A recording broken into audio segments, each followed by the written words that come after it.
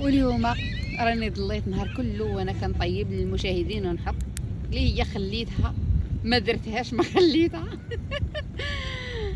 درت الشيار، درت الخبز حتى هو طيبته هنايا. ودابا الاخر اللي بقى لينا شنو هو الطاجين. دابا مشى الحال وراحت الشمس، ما بقاش الغروب ديال الشمس، دابا مشات في حالاتها.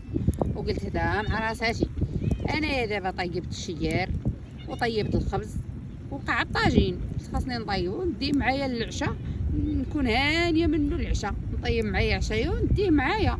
انا طيبت الشيء الاخر والحدايا العافيه موجوده، كلشي موجود.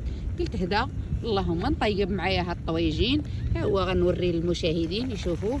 ها هو انا تعزيز عليا ندير القرعه في الطاجين وخيزو وبطاطا واللفت، الخضر كامله كنعملها في هاد الطاجين. وهانتوما كيف ما شفتوا معايا هنايا، هذا هو الطويجين ديالنا، هو واجد كما تشوفوا، العويفيه شاعله عليه. ها هو هذا، وتنقدم لكم بالصحه والراحه. ودابا الحال مشى صافي، دابا غادا نمشي في حالاتي، الشمس راحت وقلت غادا نشارك معكم هاد الطويجين تا هوايا كما شاركت معكم الشيار وشاركت معكم الخبز في الطبيعه. ودابا مازال السبت والحد ها هما جايين قبالتنا.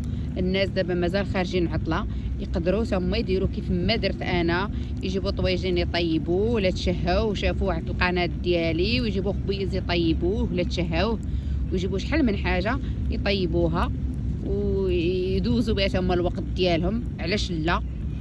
ايوا تنقدم لكم هاد الطاجين بالصحه والراحه، وتنقول لكم ما تنسونيش من ابوني ومن جيم. الله يجازيكم بخير.